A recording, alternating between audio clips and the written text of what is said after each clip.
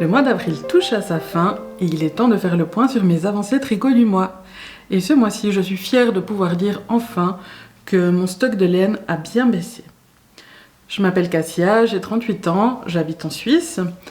Et avant de rentrer dans le vif du sujet, je voulais prendre un instant pour remercier toutes les personnes qui ont regardé mes précédentes vidéos et qui se sont abonnées à la chaîne. C'est vraiment quelque chose qui me touche beaucoup et qui me motive énormément à continuer. Et aujourd'hui, je porte le Seashell Pullover que vous avez vu en cours de travail dans les précédents épisodes. C'est un patron de Vanessa Ewing, je ne vais pas forcément revenir dessus. Vous pouvez voir les vidéos précédentes si vous voulez plus d'informations concernant ce patron. Mais voilà, je le quitte plus, je suis très fière de le porter. Et je l'ai tricoté dans la laine High Twist de chez The Willy Skin.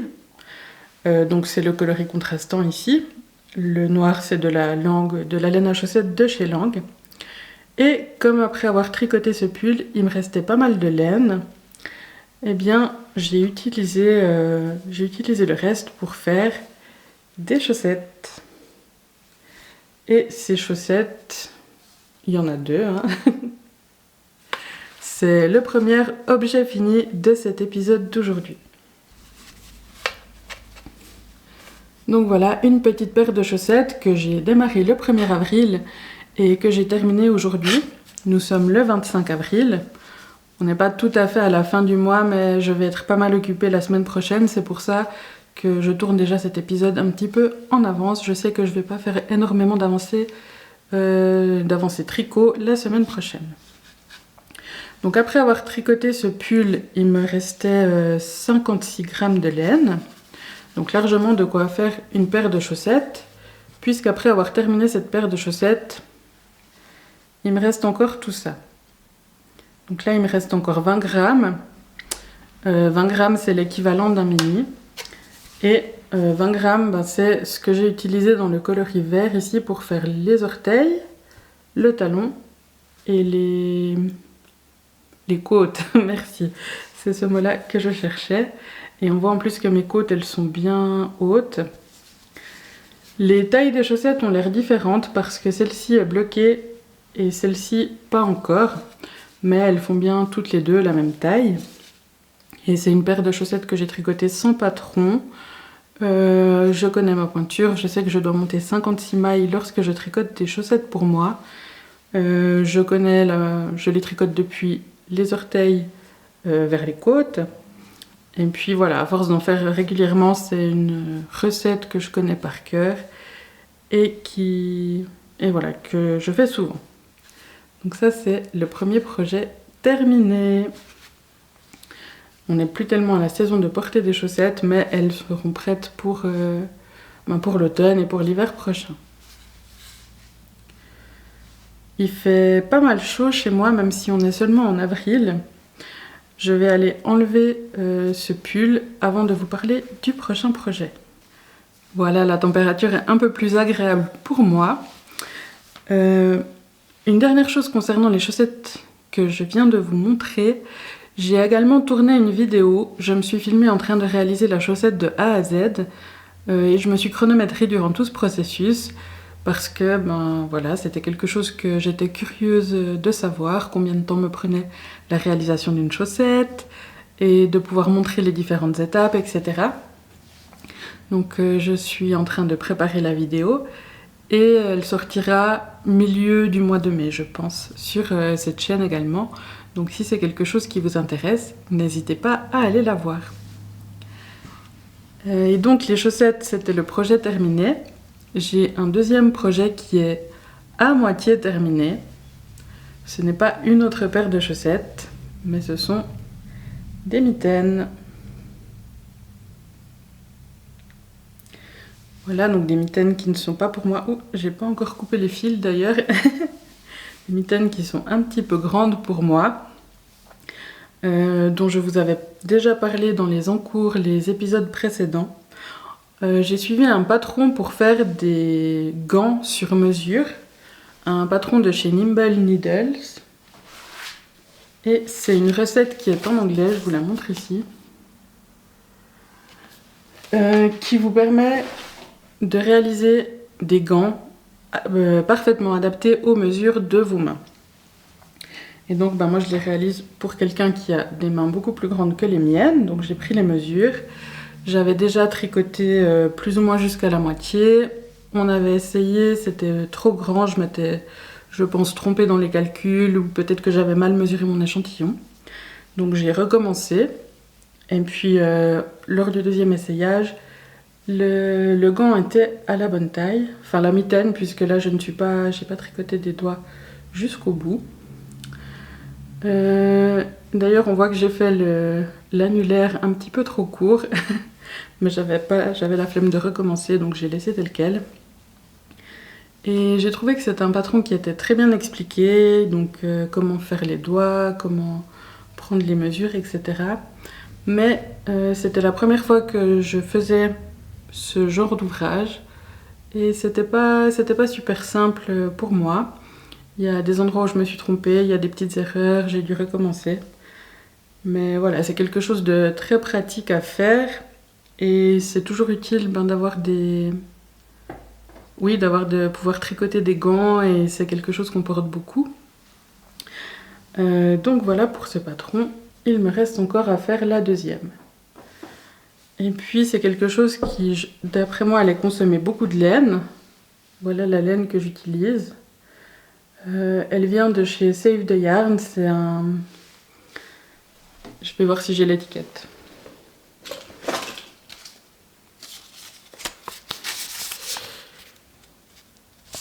Mise au point. Donc voilà, Save the Yarn, c'est un magasin en ligne de laine suisse.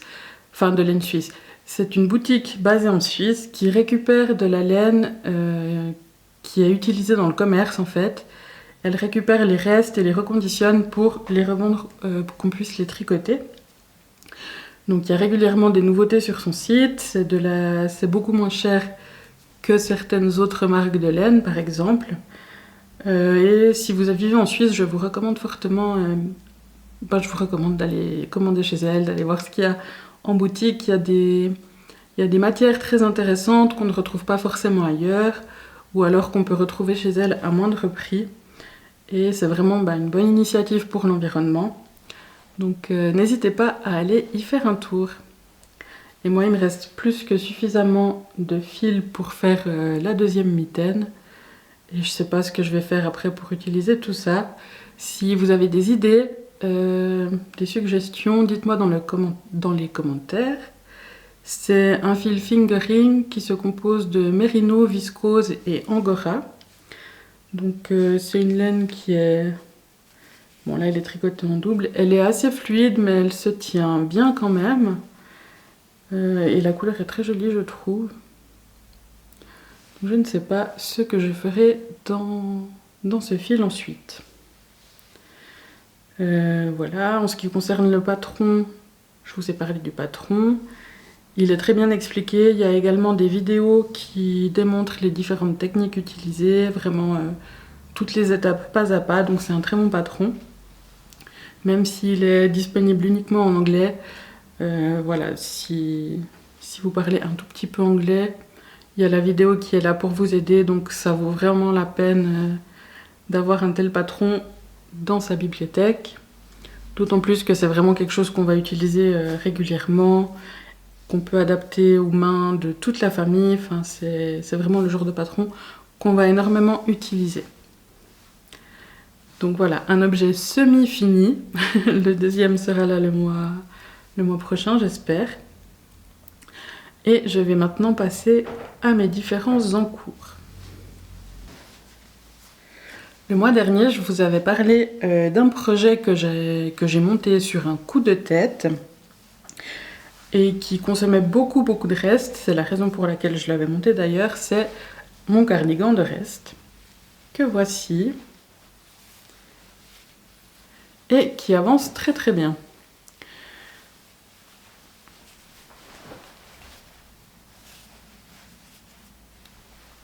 Donc la dernière fois, j'avais commencé à assembler les panneaux du devant, tricoter tous ces petits rectangles. Et depuis, j'ai fait ceux du dos.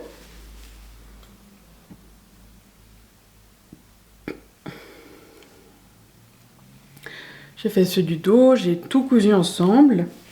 J'ai également bien avancé sur la première manche. Et il me restera ensuite à faire la bande d'encolure. Et aussi des côtes ici pour le bas du pull.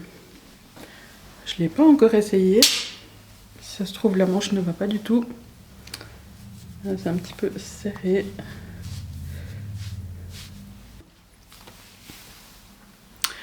Voilà, donc la manche elle est un petit peu serrée. Pourtant j'ai relevé chacune des mailles de l'emmanchure. Mais je pense que ouais, ma tension est vraiment différente lorsque je tricote en rond et lorsque je tricote à plat. Et voilà. Après je pense que je vais le laisser comme ça. C'est pas quelque chose qui est forcément dérangeant étant donné que l'emmanchure est une... Enfin, l'épaule, c'est une épaule tombante comme construction. Et donc, ça m'arrive presque au coude, hein, ici.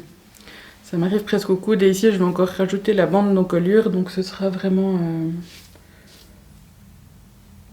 Je pense que ça va le faire, quoi. Et puis, c'est aussi un cardigan que je prévois de porter à la maison. Je suis pas sûre d'assumer tout ce mélange de couleurs à l'extérieur de chez moi pour sortir. Même si ça peut faire un style, hein, mais...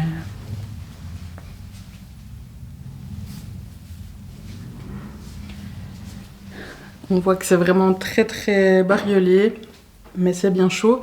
Et ça m'a permis d'utiliser tous mes restes en déca, uniquement dans les panneaux. Là pour les manches, j'ai utilisé un autre reste. Et je suis pas sûre actuellement d'avoir assez de laine pour faire la bande d'encolure et les côtes.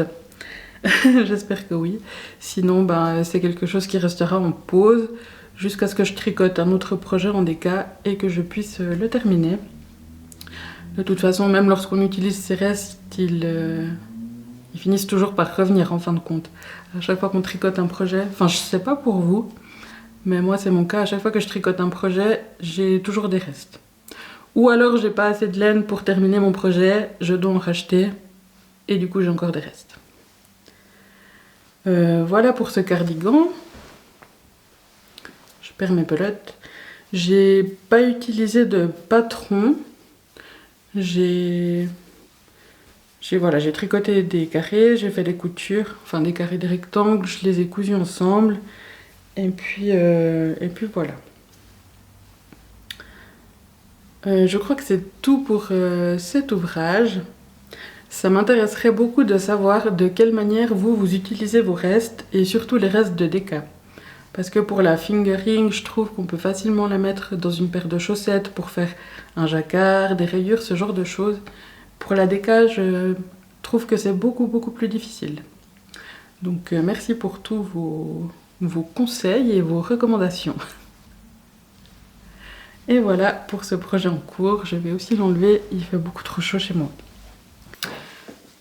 Un autre en cours qui avance et dont je vous parle, je crois, à chaque épisode depuis que j'ai démarré ma chaîne il y a 6 mois, c'est le Bluegrass Shawl.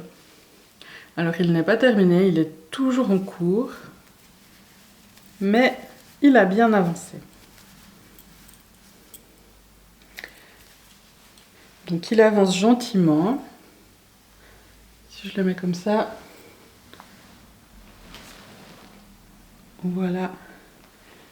Je fais pratiquement l'envergure de mon bras jusqu'à mon autre épaule. Il avance gentiment, j'essaye de faire une rangée par jour, voire un peu plus lorsque j'ai le temps, mais ça me prend énormément de temps. J'ai dû recommencer à plusieurs endroits. J'ai fait plusieurs erreurs, donc comme je ne maîtrise pas bien la brioche, c'est le premier projet en brioche que je fais. Voilà, lorsqu'il y a une erreur, je dois défaire beaucoup, recommencer. Et c'est encore très difficile pour moi de reprendre les points ou alors de récupérer s'il y a un trou ou ce genre de choses. Si je fais une erreur dans du jersey par exemple, je sais que je prends mon crochet, tac tac tac, je récupère ma maille, il n'y a aucun souci. Et là c'est quelque chose qui est encore beaucoup plus difficile pour moi. Mais bon, c'est comme ça qu'on apprend. Et ma foi, il y a des endroits... J'essaye de retrouver. Il y a des endroits où il y aura des trous, où il y aura des petites imprécisions.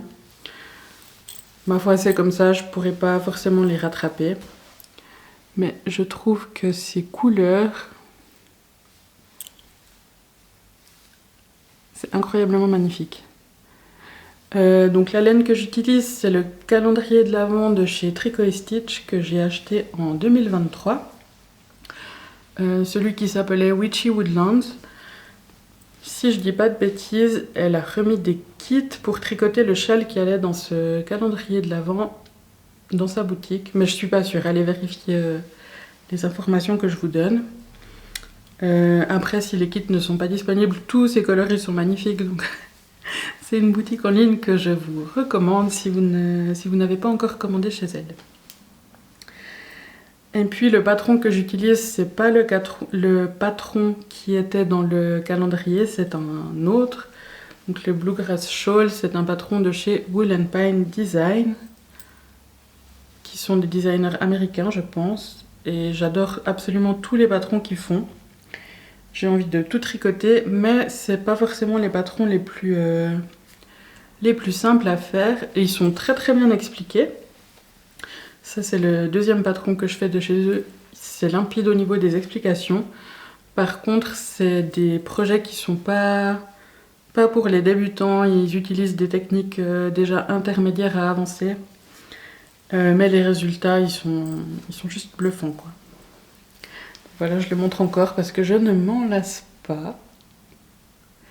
Et j'adore. Et si vous avez des conseils pour récupérer les erreurs dans la brioche, des tutos, des vidéos à me recommander, là aussi, ça m'intéresse beaucoup, beaucoup. Donnez-moi toutes vos astuces, j'en ai besoin. Donc voilà pour ce projet. Ah, il est tellement moelleux. Oui, je sais, je le montre encore. Je trouve que c'est un point qui serait très adapté pour faire une couverture aussi. Ça donne envie de se blottir dedans.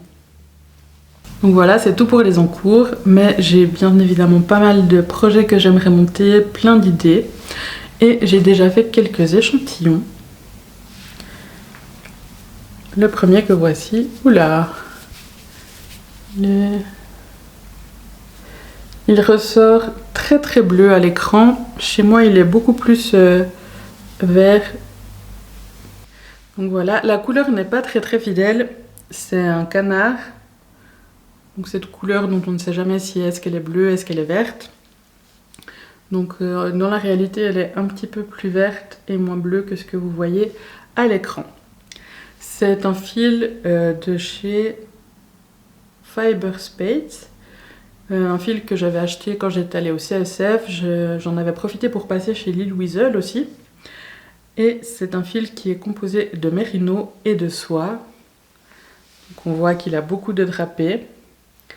Et qu'il a aussi beaucoup de brillance. Et avec ce fil, j'ai prévu de réaliser un pull de chez Apollonie. Oui, c'est ça, de chez Apollonie. Le pull cyprès, qui est disponible sur Ravelry. Et voilà, donc j'ai fait mon échantillon pour faire ce pull. Il faut encore que je le mesure, que je vois si ça correspond à l'échantillon du patron. Et si c'est le cas, je pourrai commencer à tricoter mon pull. Si c'est pas le cas, il faudra que j'adapte. Je vais pas refaire d'autres échantillons parce que le tissu me plaît beaucoup comme ça. J'ai utilisé des aiguilles 3 et je pense que si j'utilise des aiguilles plus grandes, l'échantillon sera trop lâche. On va voir à travers. Là, l'épaisseur, la densité me plaisent beaucoup comme ça. Donc si ça ne correspond pas à l'échantillon, je ferai plutôt des adaptations au niveau du patron. Et voilà, c'est un projet que j'ai hâte de démarrer. Donc dès que mon cardigan sera un petit peu plus avancé, que j'aurai terminé les manches, je pense que je vais monter celui-ci. J'ai également réalisé d'autres échantillons en bébé mérino de chez Fonty. J'aurais pu penser à prendre les pelotes pour vous les montrer, mais je ne l'ai pas fait. Dans un magnifique jaune.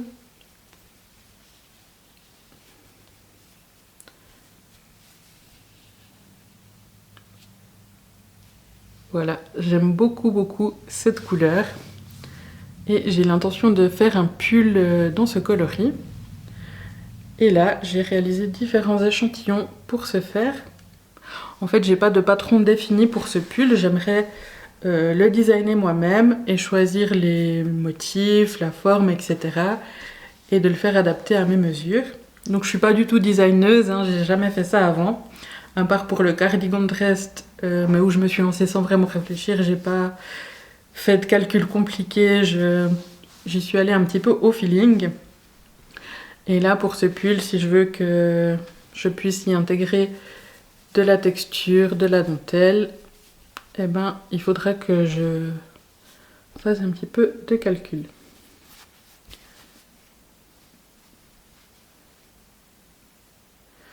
Donc ça c'est un point de dentelle avec des nappes ici que j'hésitais à utiliser, mais je ne pense pas que je vais partir sur celui-là parce que les nappes c'est long à faire tout simplement. Même si c'est joli, je trouve que ça rappelle un petit peu les mimosas, ces petits boutons et ce coloris. Donc là j'hésite entre partir sur un pull en jersey tout simple et à venir rajouter des broderies, ou alors plutôt sur un motif comme celui-ci.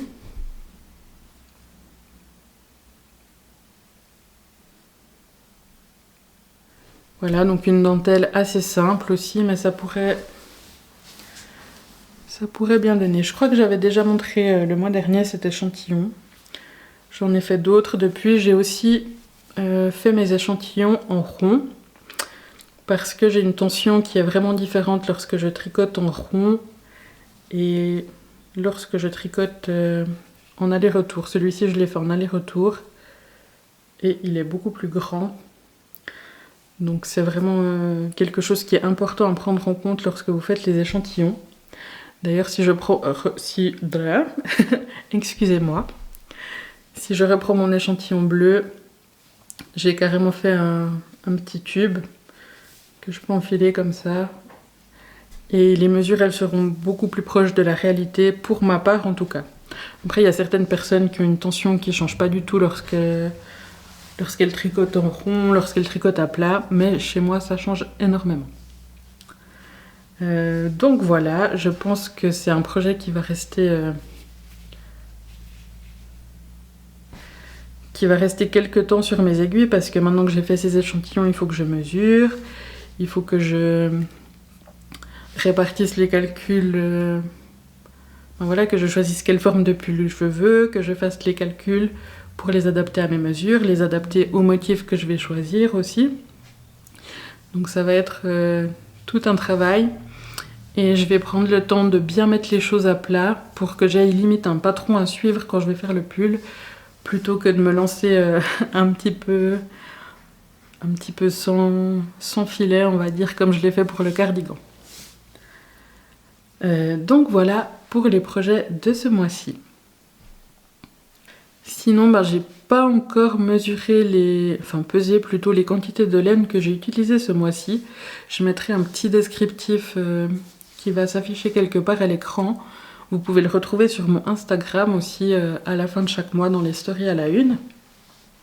Donc n'hésitez pas à aller voir. Pour rappel, l'objectif que je me suis fixé est de faire baisser mon stock de laine de 2026 grammes cette année minimum, mais vraiment de le faire baisser le plus possible. Et voilà, donc d'utiliser ce qu'on a et de pas trop acheter. Ce mois-ci, j'ai rien acheté, donc ça va très bien.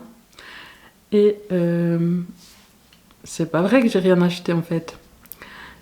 Je l'ai pas encore reçu, c'est pour ça que j'ai oublié. Mais je vous en avais parlé le mois dernier. J'ai eu mon calendrier de chez Bulbe Bizarre. Donc c'est quelque chose, calendrier de l'Avent, que j'ai commandé ici maintenant en avril, mais que je vais recevoir pour le mois de décembre. Et que je viendrai ouvrir un petit peu avec vous. Donc vous aurez aussi le plaisir de le découvrir avec moi. Mais à part ça, j'ai rien acheté. Et comme ça arrive dans longtemps, ça compte pas vraiment. En tout cas, ça compte pas dans les stocks du mois d'avril. C'est un problème pour l'acacia du futur. Voilà pour moi. Donc c'est tout pour les projets du mois d'avril. Comme je vous l'ai dit, mi-mai, il y aura une vidéo qui sortira au sujet de la chaussette que je vous ai montrée au début.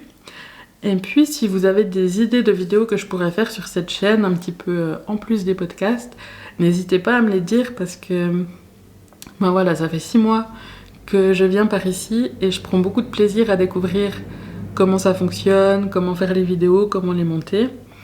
Et maintenant que je commence à me sentir un petit peu plus à l'aise, j'ai envie de tester aussi d'autres choses, d'autres concepts. Donc voilà, n'hésitez pas à me faire part de vos suggestions. Et sinon, je vous souhaite un très bon mois de mai. J'espère qu'il sera beau et ensoleillé. Profitez bien, tricotez bien.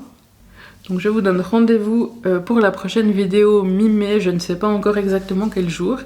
Et le prochain bilan podcast sortira soit le 30 avril, soit le 1er mai. D'ici là, prenez soin de vous et tricotez bien. À bientôt pour plus de mailles. Bye!